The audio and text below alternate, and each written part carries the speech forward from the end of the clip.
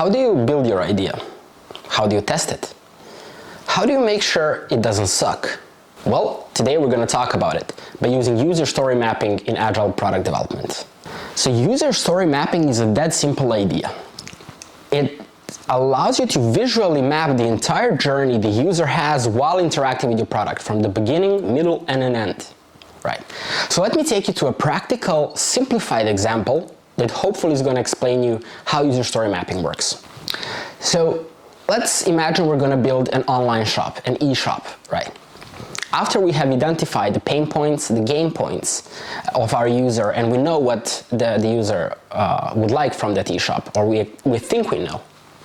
First, we're going to start out by mapping the activities we would expect our user to perform. And it can go something like this. First, they would like to find a product, right?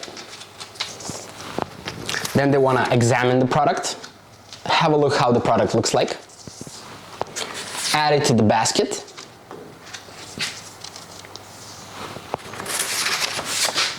sign up maybe for some future ideas, getting back to the website and stuff like that. They want to order and pay, and they want it to be shipped. Let me just fix this up. Right. Okay, so let's think about, so how might we enable a user to achieve all of these activities, right? So with finding a product, it may be just a basic search, right? So I just want to search for my product. Maybe I want to browse categories that will help me find the product that I'm looking for. Maybe there will be some recommendations, right? Or my favorite one, the infinite scroll, right? So with examining the product, we might just want to see details. User might just want to see details. Maybe they want to preview that product. How does it look like? Maybe see a video, exploded view, or anything that will help them have a better understanding of what they are buying. Or maybe they want to compare it with some other products. They're not sure which one to buy, so they need some suggestion. So as you continue to explore the map, you will get more and more ideas.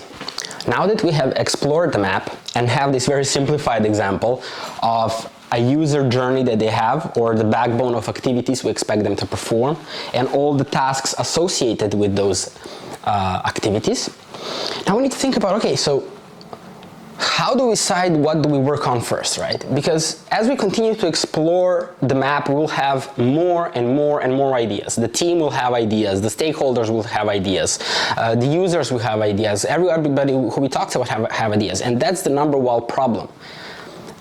There is too much ideas and there is too much to build, so we need to make some priorities, right? So how do we do that? We do that by using a magical tool called masking tape, right?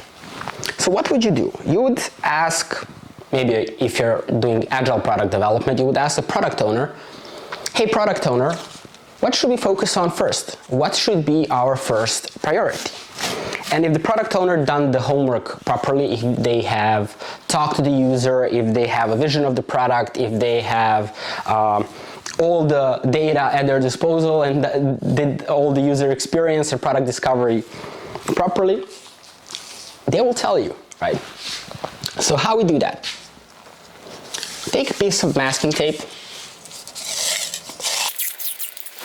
and ask our product owner, so what should we focus on first? Well, I definitely want my user to be able to find the product, right? So how can they buy it if they can't find it? I want them to be able to add it to the basket. Signing up, maybe it's not that important. They should be ordering and paying, and we should ship it to them immediately. So I want to focus on this in our first release. Let's call this our MVP, or however you call it in your organization. I call it next best test. So what is the first thing you are testing? If you're building an online shop, does it work? Does it satisfy the basic need, the critical function of our user, right?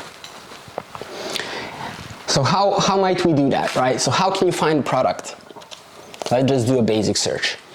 Add product to the basket. Place an order. And let's just focus in this release on domestic shipping.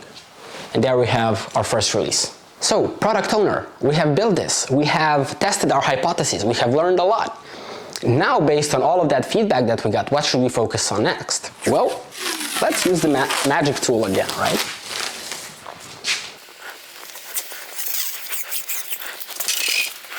So, product owner, what do you want us to focus on after all the feedback that we have got? Well, I would like definitely to focus on enriching the customer experience they have on the website, on our online shop, pardon.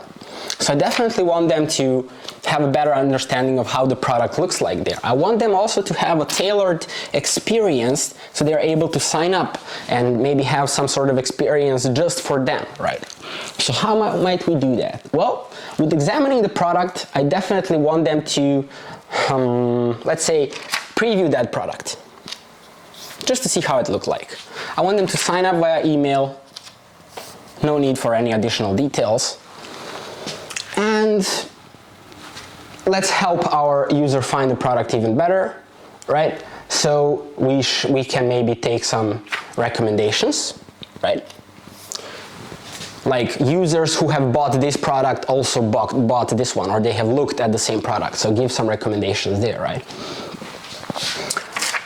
Using cache data, place an order using cache data. Let's enrich the experience. So next time they come to the shop, they can just have their credit card already prepared, information necessary to complete the purchase is already available, so it's much faster for them to get the product. And there it is. That's our release plan that usually stakeholders, especially internal ones, would like to know, or roadmap, how they call it. But this is your roadmap, right? This is what you focus in the first release, this is what you focus in the second release, and this is for future releases, and so on. Maybe you'll add stuff to your board, maybe you'll take some out.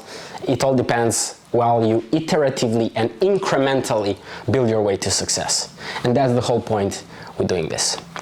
My name is Nikola. I hope this video was useful for you. If you have any questions, feel free to leave comments in the box below, and I'll see you in the next one. Take care. Bye-bye.